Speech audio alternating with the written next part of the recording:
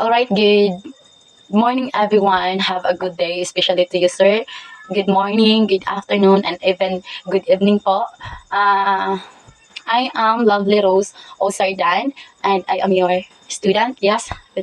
Then, before I proceed the report, the topic that I want to tackle everyone, so I would like to say thank you first to you, sir, for giving a chance nga makareport kami.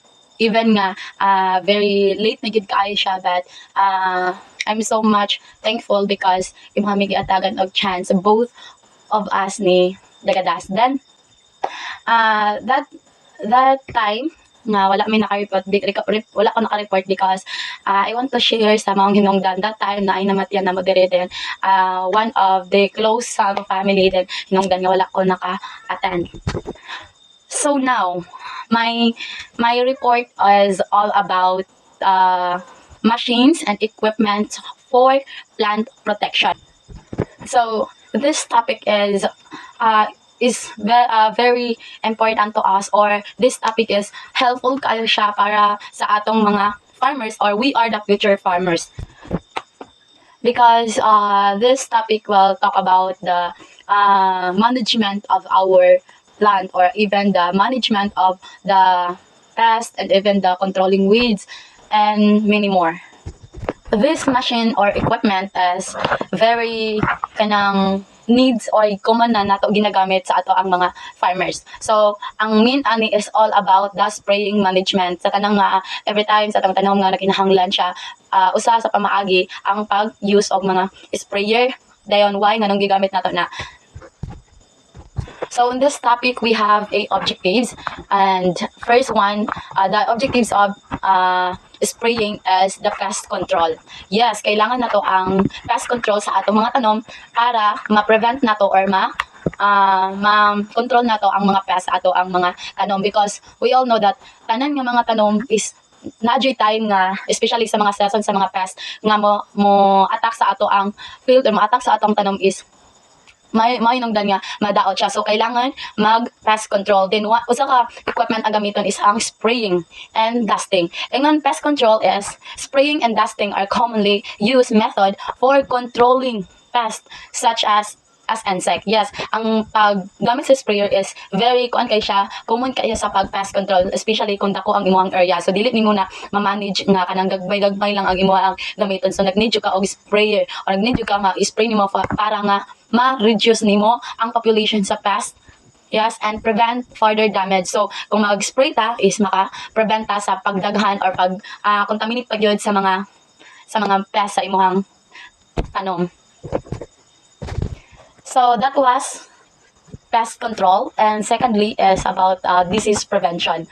So much better if you are jud kayo nga mag-use ka og sprayer, because maka-prevent ka sa mga disease, because disease prevention is spraying and dusting can be used to prevent the spread of disease in plants. So kung maka-spray na kadaan sa imong tanom is naka-prevent na ka para sa mga future nga mga pest nga or disease nga ma-atake sa imong tanom. So okay, not only in plants but also in animals. That is our second objectives.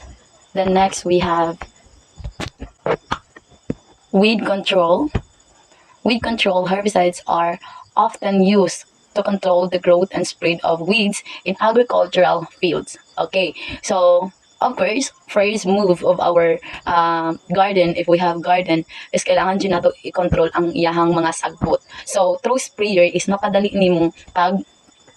nimo pagtangtang ang mga weeds through herbicides. Ang herbicides is para na siya pang-spray sa sagbot nga makontrol nimo ang iyang weeds sa atong agricultural fields, gardens, or other areas. So the objective is to selectively target and kill unwanted weeds while minimizing the damage of desired plant. So ang weeds control is ang maigo is kabaluta kung asa ang atong target para makuha ang mga unwanted weeds sa ato ang area. And next one is vector control. Vector control is spraying and dusting can be used to control vectors, which are organisms that transmit disease from one host to another. So, ang vector control is pang-spray siya sa imong tanom to prevent the transmitting of mga disease or mga, like for example, mag-spray ka insecticide, imong i-apply sa imong imo ang tanom, and then nagdala na siya og other bacteria or other disease nga pwede nga mo result sa imong gigamit nga spray. So to prevent that is kailangan nato magkailangan nato ang vector control. Fifth is environmental protection. Of course, as nga mga gardener or a farmer, kailangan always jud nato og concern ang protection sa ato ang environment, especially sa mga human being. Kailangan na i-secure nato ang safety kanunay para sa mga people na ay tendency nga maapektuhan. So, environmental protection in some cases, spraying and dusting may be used to protect the environment. For example, insecticides may be applied to control invasive species that can harm native ecosystem, or herbicides may be used to prevent the spread of invasive plants. Okay, so there are times na atong gigamit ng sprayer is kana bitang nag-care ta para sa ato ang environment nga dili maapektuhan ang mga natural na dili kay siya makadaot sa ato ang native ecosystem. Then now let us proceed the types of sprayer and duster. So sprayer and duster is a equipment or a machine that we can use in our field in terms of spray management. Now we have one is handheld sprayer. So the handheld sprayer, these are small portable sprayer that are operated by hand. Okay, so this kind of sprayer is commonly applied in the small garden, or like gamay ra ang imuhang mga tanom dayon siya capable lang siya sa mga ato ang paggamit kumbaga kamot lang kumbaga ato ang siyang mabitbit lang na nato ang spray. Of course ang tanan nga mga sprayer naadjud na siya nozzle for aron nga maagian sa ato ang liquid solution para i-spray. So they are designed for large area and can hold a larger volume of liquid compared to handheld sprayer. So ang bagpack is daghan na siya og sulod. Daghan og sulod ang bagpack para if ever dako ang imong area nga imong kailangan isprayhan is daghan ang sulod sa imong tank para i-spray. At the same time, dugay ay kumaga dako ang area ang imong ma-sprayan tungod kay daghan ang sulod. So kana siya nga sprayer is katunang dagko na ang imong isprayhanan. Gining sprayers kato ni siyang plastic nga marag ibutang yatong ikabiba diri sa ato ang liquid with one nozzle. So next is the knapsack sprayer. So similar to backpack sprayers. Knapsack sprayers have a tank that is worn on the operator's back. So payara siya sa knapsack dayon imuha lang i-backpack para siyang dako kayong galon diri sa imong imuhang ikabiba kaya sudlan nimo og liquid or imong dapat i-spray then imong malaghan imong sprayer. So they are typically have lever operated piston pump. Na siya pump diri iguditan nimo siya diri. Then kailangan nimo siyang i-ana, imong i-down, imong ipang para makagawas ang tubig or ang imong spray. Okay, knapsack sprayers are commonly used in agriculture and horticulture. Yes, of course, mo na atong ginagamit permi, especially sa atong mga farmer, sa atong mga agriculture nga naana sila i-field. So mao na ilang gigamit para mapadali or daghan ang ilahang spray. So common kayo na siya nga sprayer. Okay, booms, and fourth is boom sprayers.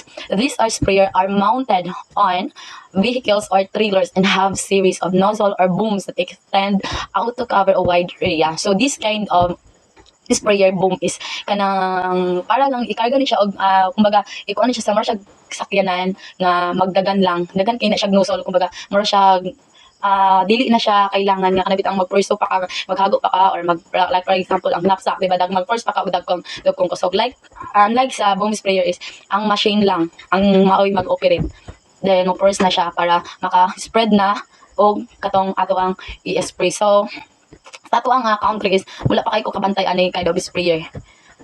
Then maybe sa uban nga country katong mga high-tech na jud kaayo ang apply nila sa ilahang agricultural. Okay, boom sprayer are commonly used in large-scale agriculture operation and spraying crops. So, kini siyang sprayer, mao jud ni siya gigamit og as in dako na kayo ang imuhang kanang agricultural operations. Next air blast is it is a kind of sprayers that use a powerful fan. So, more to generate the high velocity airstream that carries the sprayed droplets to the target. So, it is like a sprayer nga kailangan siya og hangin. So air blast, so hangin lang ang mag patod sa mga i-spray nimo. Magdala siya to aron maabot siya dito sa imong target nga kailangang experience. So mura lang siya og kanang fan. Nag-need siya og hangin. They are commonly used to in orchards and vineyards for spraying pesticides or fungicide on trees or vines. So kini siya is commonly nga ginagamit lang sa mga like mango tree na kailangan isprayhan og pesticide or fungicide o ikatong mga fruits na makuan siya, fruits nga dagko ang iyahang punuan or habog siya, manang kailangan air blast ra ang imong gamiton nga sprayer kasi mura siyang fine nga ihatod ang imong spray sa imong target nga sprayer rag ko lang siya, paliron lang siya sa hangin. So next we have foggers. So ang foggers is produce is fine mist or fog or insecticide or disinfectant. So this kind of sprayer is commonly ginagamit siya for insecticide or especially the disinfectant. So like na ay virus or mga ini bacteria or mga viruses nga mo contaminate or mo kuan siya kanang mo transfer siya klase nga virus. So gikay ang gamiton ana nga sprayer is a fogger. So mura lang siya og muaso. Para mura siya muaso, then makakontrol na siya og pest o pwede na siya maghimong sanitization. Next is dusters. Dusters are used for applying powdered insecticides or fungicide. They typically consist of a container with hand-operated bellows or a motorized blower to disperse the powder. So, kini siya sprayer is ang gamit niya ani is makina or motorized blower. So na siya tank nga butangan mo siyang powder, any kinds of powder, pesticide or fungicide, dayon ang mag-operate niya is makina lang, like iklang nimo siya then mo blow na siya og hangin aron nga mogawas na dayon ang imong powdered nga insect ay nga control or nga kanang mogawas na sa spray ang katong mga solid particles nga dapat sa imuhang plant. Then remember nga ang duster is ang gamit lang ang kuan niya is motorized blower. Ayan.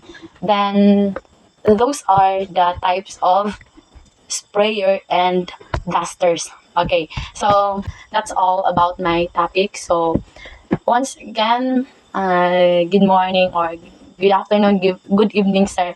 And thank you so much for the chance. Goodbye po and God bless.